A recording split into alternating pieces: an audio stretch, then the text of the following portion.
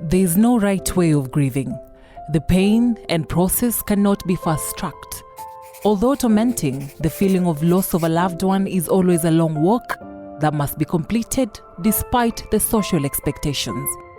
Motherhood, the greatest and sometimes hardest thing to happen to mankind, where love begins and sometimes ends. It is a privilege granted to humanity, which sometimes defines the normal.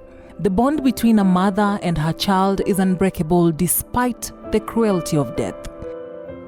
Picture this: you are expectant and almost due. You have chosen the name for your baby and shopped for baby clothes and other accessories. Psychologically and emotionally, you're ready to meet that human being who has been growing inside you for months. You have been feeling the kicks and now you cannot wait to see those little feet. But your world comes to a standstill when you go to the hospital and you're told everything is not okay, and that there's a huge chance that you might not see your baby alive after all. It's a matter of life and death. They have to remove the baby, and the best way is by cesarean section. The baby comes out, but you do not get to go home with them because they came and did not stay. You left your house knowing you'll go back with the baby, but now you're returning empty-handed. You went back on healing a cesarean section wound with nothing to show for it. Your body knows you had delivered, so your breasts are producing milk. You have baby clothes in the house that will never be worn by the rightful owner. Questions linger. What did you do wrong? Why did your body betray you? This is the pain and dilemma that every mother hates to think about. Yet stillbirths or fetal demise and miscarriages happen. I am Agutu Rosa.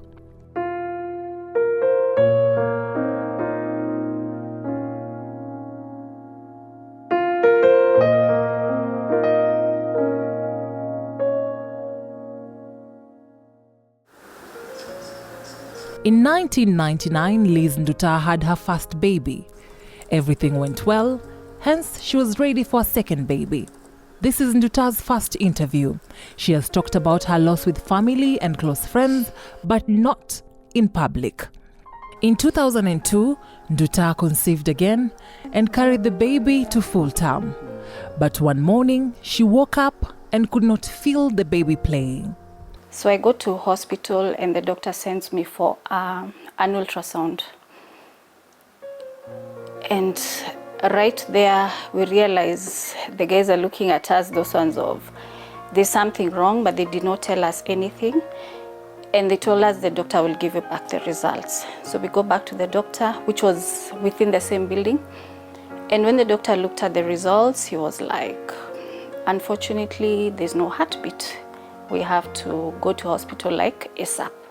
She could not push, so she had to go through a cesarean section to remove the dead baby. After a week, she went back home. We went for admission, inducement was done. I don't know whether it's just that my body had given up or I was like too down, because you can imagine at 9 months you have like about a week to go and you're told the baby is not there. So the cervix did not open and I had to go for a CS. After a week in hospital, I'm discharged. So you can imagine the pain. You're back home, you're healing a wound, there is no baby. And at that point, everybody around you already knows that you're expecting, so they see you, probably you're taking a walk and everybody will be like, wow, you got a baby, what did you get? So of course the pain. It reached a point where I used to feel like I just want the ground to open up and swallow me. She could not sleep with the lights off. It was too scary for her. And somehow if you came and switched off the lights, I don't know, my mind would just wake up. And I would find myself in darkness and I would find myself crying.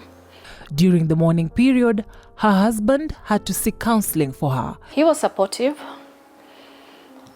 because I remember even that time, the very first time during the counseling sessions, He's actually the one who called the doctor, and he was like, I just don't know what to do with her. So him and the doctor organized for the counseling sessions, which he at least would take me. And also he walked that journey with me, and throughout even these other pregnancies, at least he was very supportive.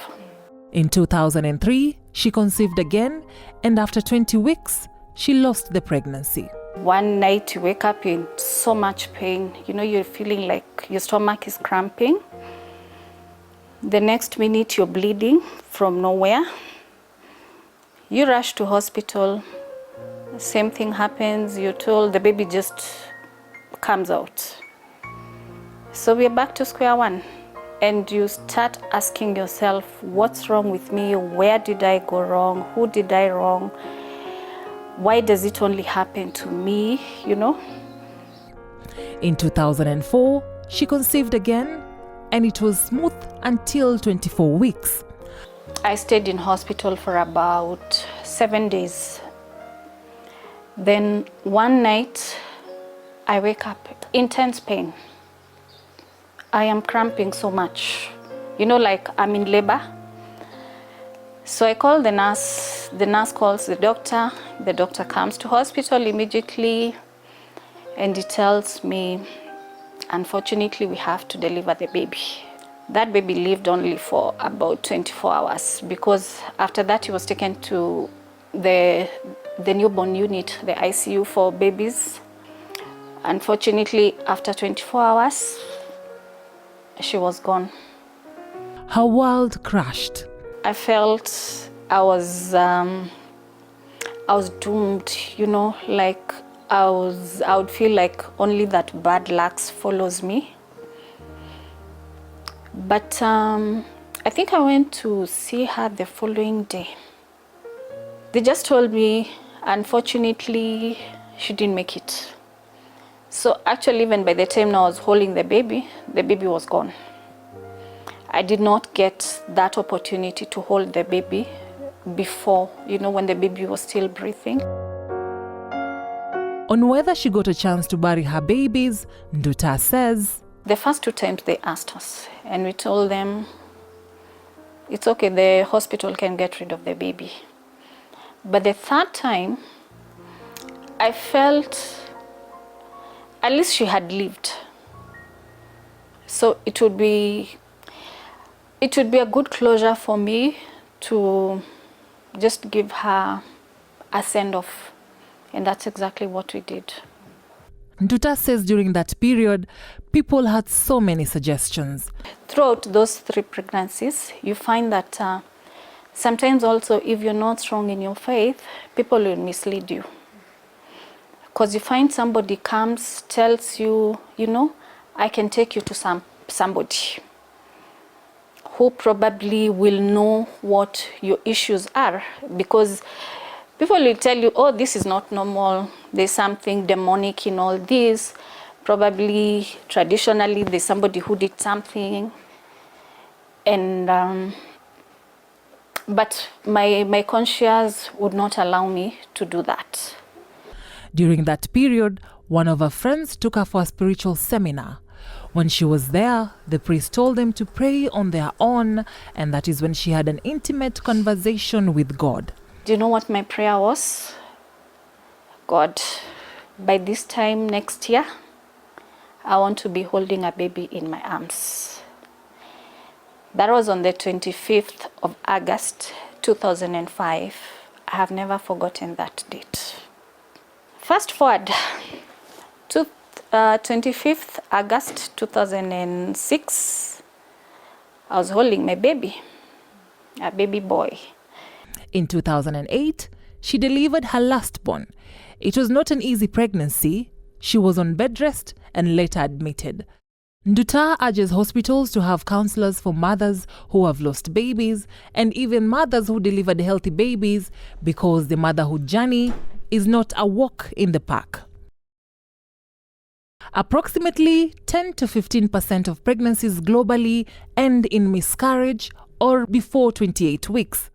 Annually, 2.6 million babies are stillborn. Between January and July 2018, at least 594 newborns out of 1,758 did not make it out of Kenyatta National Hospital's newborn unit alive. WHO says Kenya's stillbirth rate is at 22 per 1,000 births. Almost half of them happen during labor. Even if you don't have diabetes, you can get it. Dr. Sauda Faruqi, the head of obstetrician and gynecology department at Nairobi West Hospital, talks about the difference between a miscarriage and stillbirth. So it depends on which country you're looking at, the definition, the WHO versus what we're doing for Kenya and what we're doing abroad. So in Kenya, the cutoff is 28 weeks. Anything less than 28 weeks would be classified as a miscarriage. Yet abroad, there are places which take 24 weeks. Mostly in the Western world, it's 20 weeks. Dr. Sauda says miscarriages happen during the first trimester and chromosomal abnormalities may be to blame.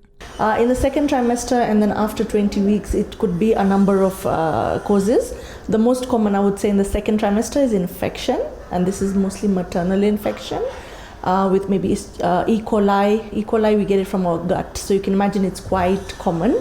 And then later on, there are many factors that can come into play. There's the maternal role, maternal factors like maternal infection. If the mother has diabetes, which is not well controlled, it can cause you to lose your pregnancy.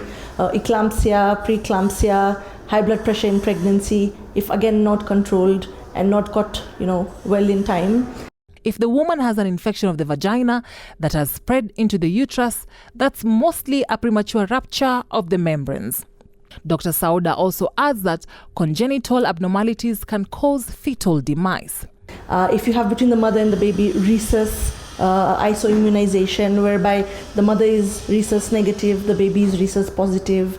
It can be if you have multiple pregnancies, okay, and multiple pregnancies are at a high risk of getting a fetal demise. It might even go it's double than a singleton pregnancy. So if it's a multiple gestation, it might be because of twin to twin, it might be again because of placentation, it could be because of the space. So there's a number of reasons that can cause fetal demise, but I think infection is the commonest, especially in the second trimester. What happens when the baby dies in the womb? Remember, the body was prepared to have a baby. We try to avoid to take you to theatre. At times I've had even patients I've induced for 4 days, and the family, everybody gets agitated. They get worked up. They're like, why is this baby not yet out? The baby is no more. Our mom will get an infection. So it's all that process is quite harrowing, and it's the mother has to go through the pain, unfortunately. Yes, you can be given some analgesia, but she has to go through labor. Once she expels the baby, and it's quite painful because you're not giving her a live baby, but she has to go through the emotions anyway.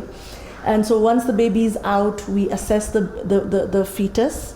We see if there's anything obvious that was the matter with it. Like, one of the causes of fetal demise is also a cord accident. So either the cord around the neck which tightened, or something we call a true knot, whereby the cord knots on itself. And it's like you're denying the baby oxygen, right? After a miscarriage or fetal demise, the mother is usually taken for cleaning. There are medications that are administered. The woman can also be taken to the theatre. If it's less than 20 weeks or 28 weeks, we can classify it as a miscarriage, or in medical terms, it's actually called an abortion. So it just means that you didn't do anything to it, but you started bleeding or you started having these pains, and next thing you know, you're losing your pregnancy. So if it's below, when we're classifying it as a miscarriage or a spontaneous abortion, we give you medication to evacuate. So evacuate, basically your uterus is it's a house for the baby. And if the baby is no more, or if there's anything that is bleeding, and the baby cannot survive beyond that point, it needs to come out. If it's less than 12 weeks, you have the option of taking you to theatre for cleaning, which is a manual vacuum aspiration of the products. You can even do medical evacuation. Like, for example, somebody's coming and they're bleeding. We find out they've lost half the pregnancy. Part of it is still in. There's some clots, some placental tissue. So there is medication you can be given to clean your womb. All these can have a psychological impact on the mother. So after that is done, we do give medication to suppress the milk production. And most important, we call in the psychologists or psychiatrists for counseling. Counseling is so important after a fetal demise. It doesn't matter at what gestation, whether it's an abortion, a miscarriage, or later on. Talking about weight. Neriamlale Ojanga, a midwife, agrees with the need for counseling while encouraging families not to leave their fetus in the hospital. She instead advocates that dead babies be given a decent burial. So you have to walk with this journey of telling them there will be no cry. There will be no cry over baby because this baby is gone. Then take them through labor. They will have this labor. I know some women, after the baby has died, it's not a very good decision, but they have decided, I'm not having labor and there is no baby. Take me to theater, get this baby out, and I'm done with it. No, let's cancel this mother. Let her go through labor. Let her deliver. During delivery, we should have now empathetic midwives. When the mother has delivered, usually when the mother has delivered, we show them the baby. Don't take it for granted that they don't want to see this baby. In fact, my practice is that when they have delivered, then cover this baby and let them sit down with the baby. Even before the placenta is delivered, let them hold that baby. So you're taking them just the way we do with a normal, a live baby. Let them hold the baby. That will help them with closure. Because this baby, they have been together for 9 months. We don't know at what stage the baby died. So they'll hold the baby and allow them to hold the baby until they tell you, now, sister, muchukwe. Nerea adds that one of the most common causes of stillbirths is the umbilical cord tying around the neck of the unborn baby. She also says this can be prevented if the mother monitors the movement of the baby. The cord is already that long and the baby is so small, and the water inside, I'll call it water, the amniotic fluid is so much in there. So the baby is able to maneuver. So the babies themselves are the ones who put themselves through that cord and through that playing, through that too much water, and they're so small. And then as they get bigger, then the cord now finds itself attached there, and there's no way they can undo it. When that happens, an emergency C-section is recommended. Before technology, Nerea says they had different methods to determine if the baby was in distress. We had something called, fetoscope. It was, if I looked at it now, we were able to pick those issues of cords around the neck by the way you will feel the heartbeat of the baby. When a contraction is about to come, you find the baby's heartbeat dips significantly, so that you are able to say there is a cord around the neck here.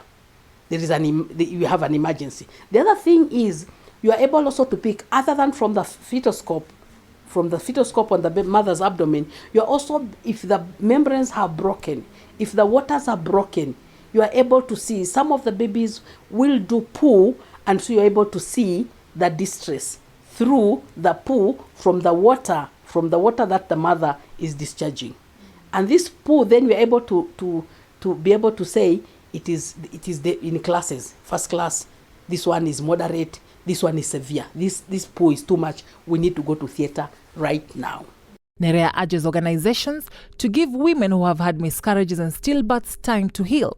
An HR director who chose anonymity says, in their company, when a woman suffers a miscarriage or stillbirths, they are given a compassionate leave of 14 days only.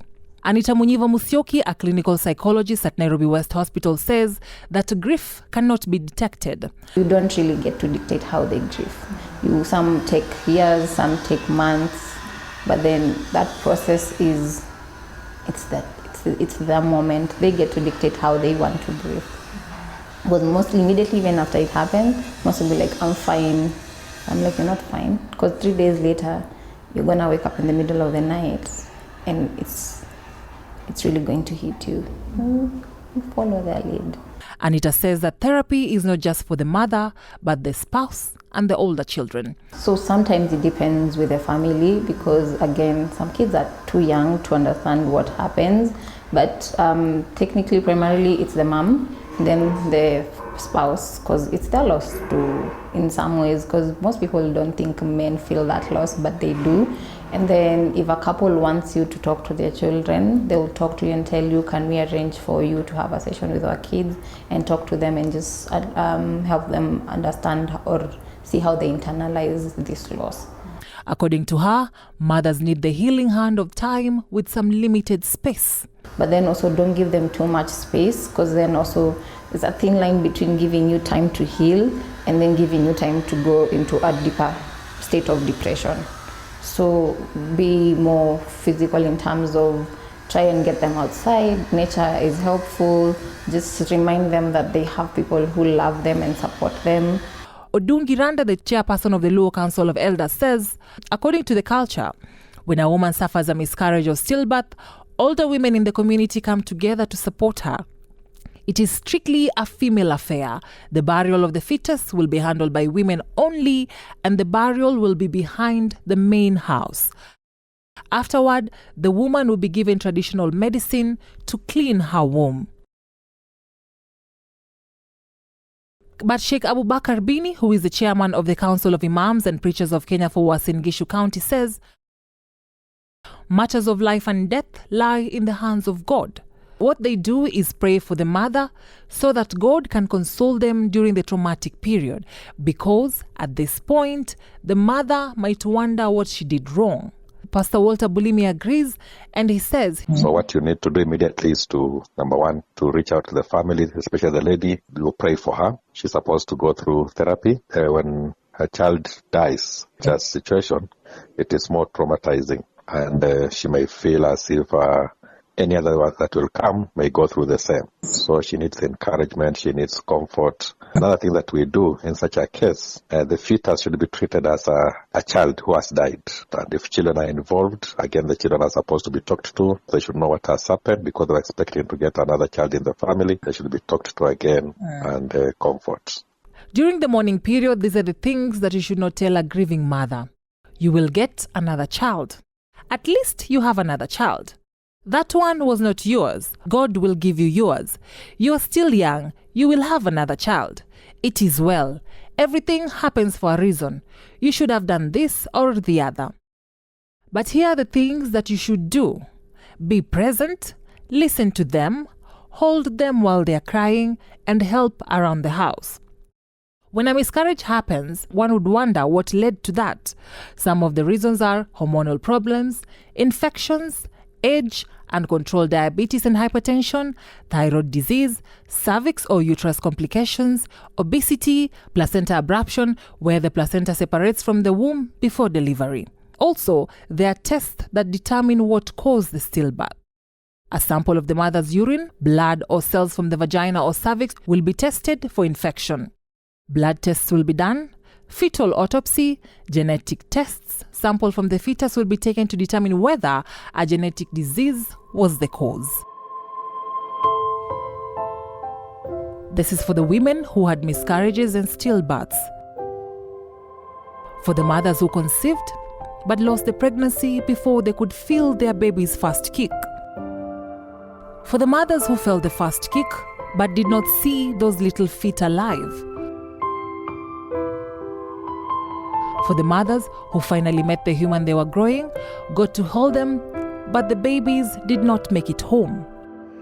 For the mothers who took their babies home, but the babies did not stay. This is for the waiting wombs and the wombs that have already given up. Agutu Rosa, KTN News.